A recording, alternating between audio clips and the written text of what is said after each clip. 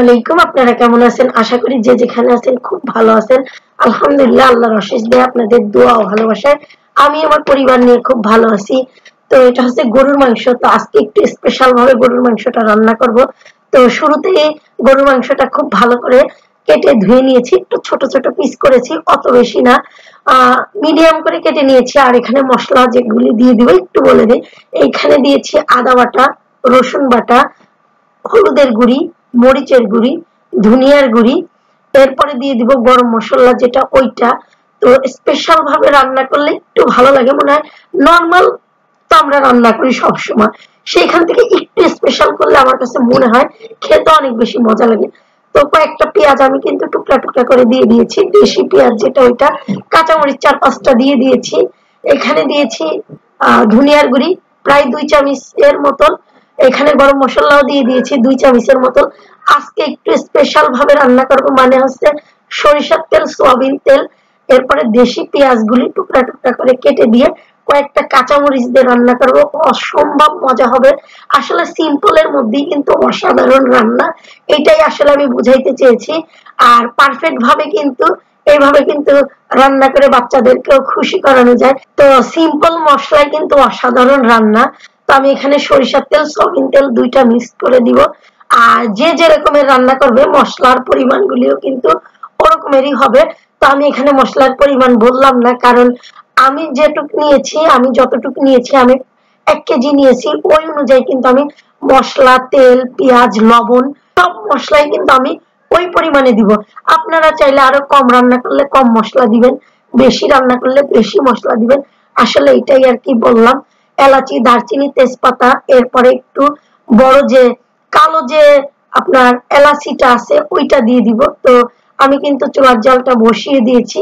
খুব চুলার আঁচটা কমেই কিন্তু রান্না করব, যাতে করে মাংসটা খুব সুন্দরভাবে সফট হয়।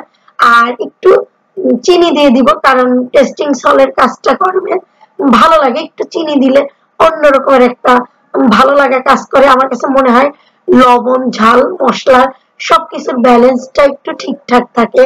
আসলে বাচ্চাদেরকে খুশি করতে একটু ভিন্ন রকমের রান্না করলে ওরাও বুঝতে পারে যে না, আজকের রান্নাটা একটু অন্য রকমের হয়েছে, ব্যতিক্রম হয়েছে। তো বাচ্চারাও খুশি হয়ে যায়।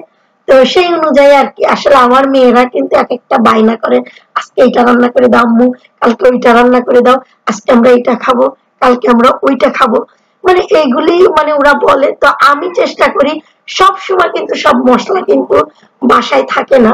তো সেই জন্যই আর কি ওদেরকে একটু মানে একই মশলা দিয়ে ভিন্ন স্বাদের একটু চেষ্টা করি দেন, ভিন্ন স্বাদ, ভিন্ন টেস্টটা পাক। আর গরুর মাংসটা কিন্তু আমি কিন্তু মাঝারি সাইজ করে নিয়েছি, খুব বড় সাইজেরও কিন্তু রান্না করলে ভালো লাগে, কিন্তু মিডিয়াম সাইজ করেছি, এতে করে সিদ্ধ হইতে খুব সময় লাগবে।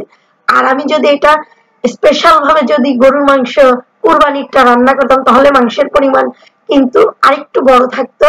আর তখন কিন্তু আমি এখানে আলু দিতাম না, কারণ কুরবানির মাংসতে কিন্তু আলু দেই না আমরা, এমনি খাই কয়েকদিন, প্রায় 1-1.5 মাস একটু আলু ছাড়া খাই, এরপরে আলু দেই, ভালো লাগে।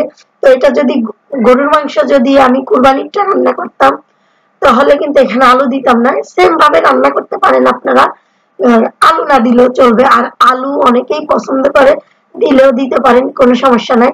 তো আজকের রান্নাটা আমি কিন্তু একটু স্পেশাল ভাবে রান্না করতেছি। এখানে কিন্তু তেমন কোনো ঝোল থাকবে না, আমি আপনাদেরকে দেখিয়ে দিব। আর নামানোর আগে আমি কিন্তু জিরার গুঁড়ি দিয়ে নামাবো। মাশাআল্লাহ, কতটা কালারফুল আর কতটা সুন্দর এসেছে কালারটা, দেখে নিশ্চয়ই বুঝতে পেরেছেন। আমি কিন্তু একদমই সিম্পল যে মশলাগুলি আছে ওই মশলা দিয়ে কিন্তু বাচ্চাদেরকে অসাধারণ ভাবে একটা রান্না করে খাওয়াই, যাতে ওরা খেয়ে মনে করে যে না, আজকের রান্নাটা একটু ভিন্ন হয়েছে। আসলে অনেক দিনের একটা গ্যাপ, অনেক দিন আপনাদের মাঝে ভিডিও শেয়ার করতে পারি না। আসলে মানুষের জীবনে ছোটখাটো সমস্যা লেগেই থাকে। আমরা যারা কাজ করি, আমরা যারা কর্মব্যস্ত মানুষ, তারা কিন্তু বুঝতে পারি আসলে সব সময় সব কথা বলতে পারি না। এই জন্যই আর কি আমার কাছে মনে হয় যে আমরা সব সময় সব কথা বলতে পারি না। ছোটখাটো একটু সমস্যা ছিল, যার কারণে এতদিন ভিডিওটা আপনাদের মাঝে শেয়ার করতে পারি নাই। চেষ্টা করবো এখন থেকে রেগুলার হওয়ার জন্য। তো জিরাটা আমি কিন্তু হালকা করে তেলে গুঁড়া করে কিন্তু একটু আগেই দিয়ে দিলাম, প্রায় অনেকক্ষণ আগেই দিয়ে দিছি, আধা ঘন্টা আগেই দিয়ে দিচ্ছি। চুলার জালটা মিডিয়াম থাকবে। আর স্পেশাল গরুর মাংস দিয়ে আমি কিন্তু আজকে প্লেন পোলাও যেটা আছে ওইটা, আসলে প্লেন পোলাও বললেও ভুল হবে, এখানে ঘি দিছি, দুধ দিছি, চিনি দিছি, আদা বাটা দিয়েছি, রসুন বাটা দিয়েছি, পেঁয়াজ দিয়েছি, এরপরে মটরশুঁটি দিয়েছি, কাঁচামরিচ দিয়েছি।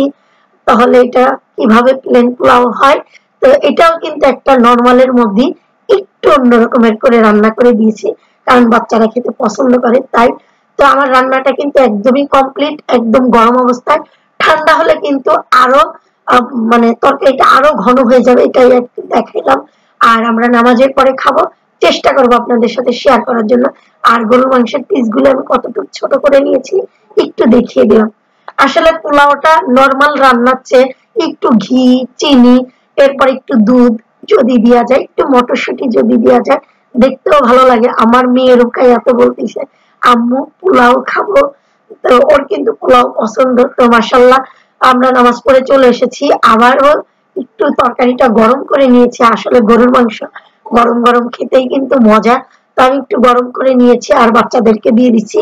ধোয়া উঠতেছে দেখে নিশ্চয়ই বুঝতে পারতেছেন, তো বাচ্চাকেও দিয়ে দিলাম।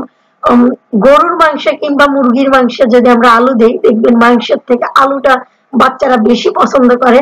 তো এখন আমরা খাবো, আজকে দুপুরের লাঞ্চ আমাদের এটাই ছিল, খাবো আর আপনাদের সাথে আজকে কি কি করেছি শেয়ার করব।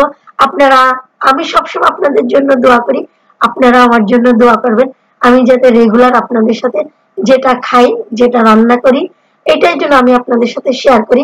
আমার ভিডিও তো তেমন কিছুই নাই, এলোমেলো একটা ভিডিও আমি আপনাদের মাঝে শেয়ার করি, আপনারা অনেক বেশি ভালোবেসে দেখেন।